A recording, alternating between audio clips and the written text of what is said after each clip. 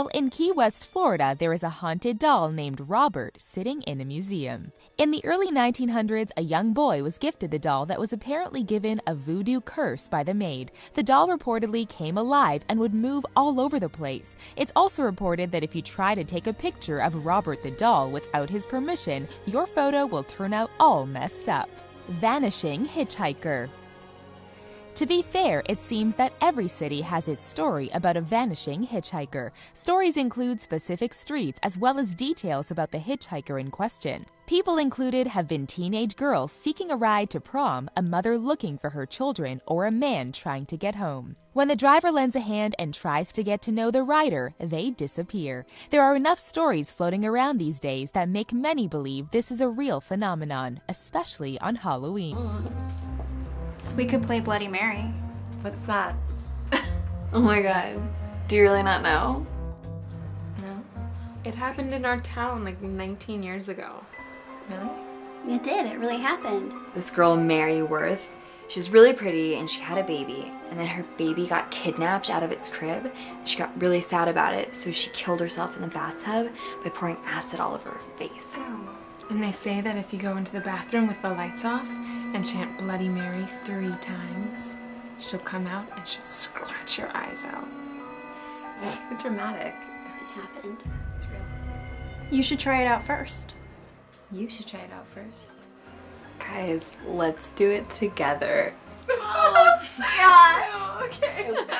And then you're gonna pee my pants. Shut up! Guys, let's just do that. There are a few stories surrounding the Bunnyman Bridge in Fairfax County, Virginia. According to one, the area was home to a disturbed teenager who put on a bunny costume before hanging himself from the overpass. In standard urban legend fare, he haunts the bridge and disembowels trespassers with an axe. However, Brian Conley, a local historian, found that the Bunnyman has a basis in truth. Conley says the legend is actually told all over the Virginia, Maryland, and D.C. area. The whole region echoes with tales of a man in a white bunny suit. Silly rabbit. Tricks are for kids. That was enough to make him wonder if there was something to it, and when he started combing through newspapers, he found the origins of the tale. In 1970, an Air Force cadet reported being in a car with his fiancée when a man in a white bunny suit jumped out of the bushes, yelled at them, and hurled a hatchet through the car window. They weren't hurt, but 2 weeks later, a security guard came across the same bunny man, hacking away at the roof supports of a new house. There was a major investigation, but police never found out who was in the costume, and he never appeared again. This one is most common in big cities like New York, but you can find variations on it all over. Supposedly, rats live in the sewers, and it's entirely possible that one will just swim up some pipes and end up in someone's toilet. The lucky victims will just open the lid to find a rat treading water there. The unlucky ones will be sitting on the toilet when it happens. It sounds unlikely, but it's completely and terrifyingly true. The Seattle Times even ran a 2016 piece warning readers what to do when a rat made an appearance in their toilets. It happens way more than anyone would think. The King County Public Health Department answers between 50 and 80 rat and toilet occurrences each and every year.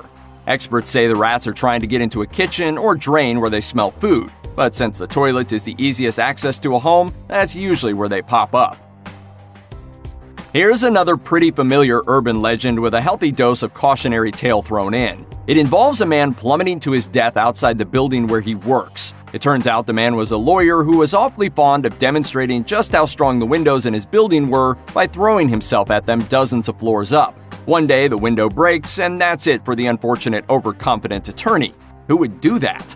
Torontoists say this man was real. His name was Gary Hoy, and he had a weird habit of slamming against the windows of his office at Toronto's TD Centre. On one July day in 1993, he did it in front of a group of visiting students. The window popped out of the frame and Hoy popped out of the building. He fell 24 stories, and while it's unclear exactly why he thought any of this was a good idea, it did have consequences for his coworkers. The firm, Holden Day Wilson, closed 3 years after the incident, in part due to an inability to recover from the tragedy. The basics of this tale are simple. Cropsey was rumored to be a madman who lived in the woods of Staten Island and hunted misbehaving children. He was said to be an escaped patient from a local institution, with a hook for a hand that he would use to drag his prey back to his lair. Parents would threaten their children with abduction by Cropsey if they didn't behave.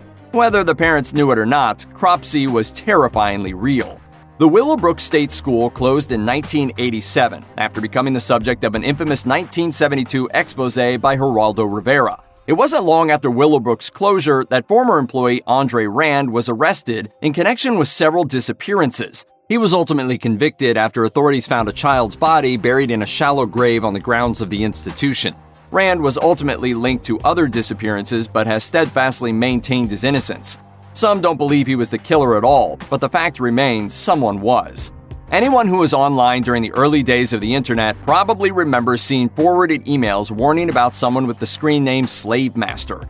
Just leave me to do my dark bidding on the internet. The emails were pretty straightforward. If someone with that screen name reached out, he should be avoided at all costs. Supposedly, the screen name belonged to a man looking to convince unsuspecting women to meet him in real life so he could kill them. Sound unlikely? It was 100% true, and his name was John Edward Robinson Sr. Those at his church knew him as a devoted family man, neighborhood activist, and brilliant entrepreneur. Local authorities apparently knew he had once been convicted of being a con artist, but no one suspected the depths of his depravity. Upon investigation, it was discovered he had a long history of horrible behavior before he even adopted his slave master identity. He was ultimately linked to the disappearance of a number of women, including a Polish college student and a 27-year-old home care nurse. Finally, a 34-year-old woman he targeted called the police. When they searched his home, they found bodies sealed in 55-gallon metal barrels. Robinson had beaten his victims to death, and although it's unclear just how many women he murdered, police did find more bodies that he'd been keeping for years. The story starts with someone settling into a hotel room and noticing a strange smell. They might complain, they might not, but they always spend a few days in the room before the smell gets so unbearable they investigate fully. It's only then they find the dead body under the mattress. This isn't just true, it happens with terrifying regularity. Each time, guest complaints led to a complete search of a hotel room and the discovery of a dead body.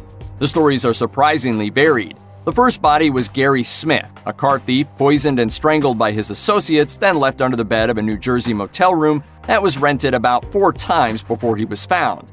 2 bodies discovered in 2 different motels in 1989 were the work of the same killer, Jerry Lee Dunbar. In 2003, a man spent 3 nights in a Kansas City room before the smell became so unbearable he checked out. When the room was cleaned, a man in an advanced stage of decomposition was found under the mattress. In short, if something smells in your hotel room, ask for a cleaning sooner rather than later. Urban legend says there's a horribly disfigured creature that wanders the forests and highways around Pittsburgh. Sometimes he's called the Green Man, sometimes he's called Charlie No-Face, sometimes he's even called the Monster of Beaver County.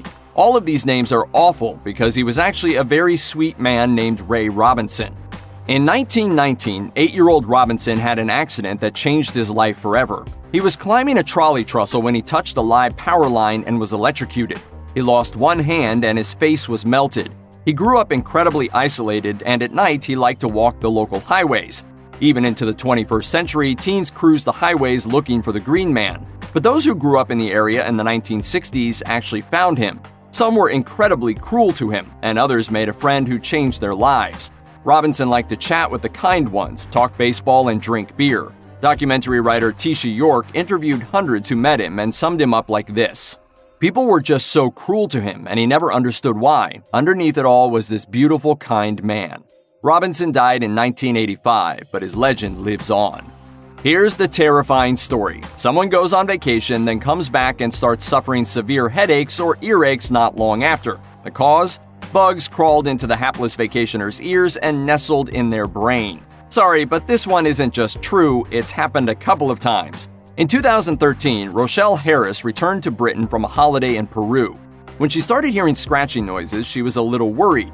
It got worse when the headache started. When she woke up with a mysterious liquid on her pillow, she decided to seek medical attention for what she thought was an ear infection.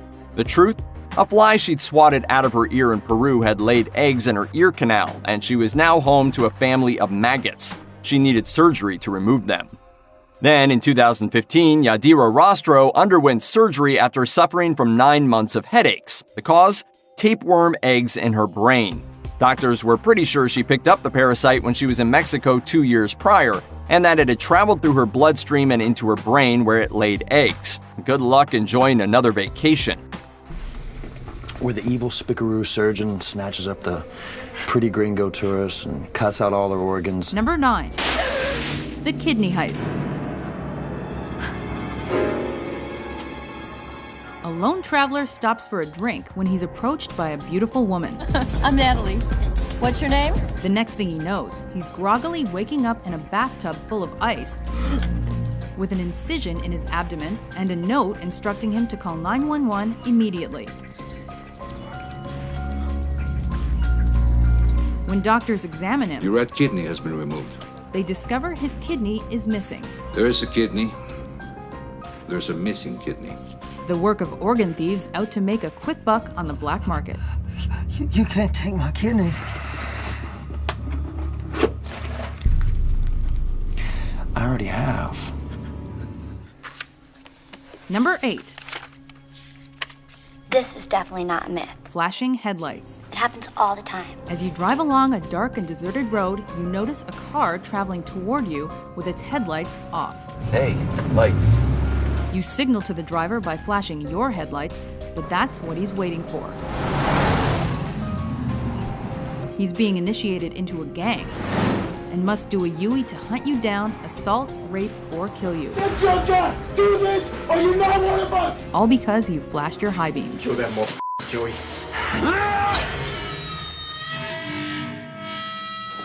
That's my boy.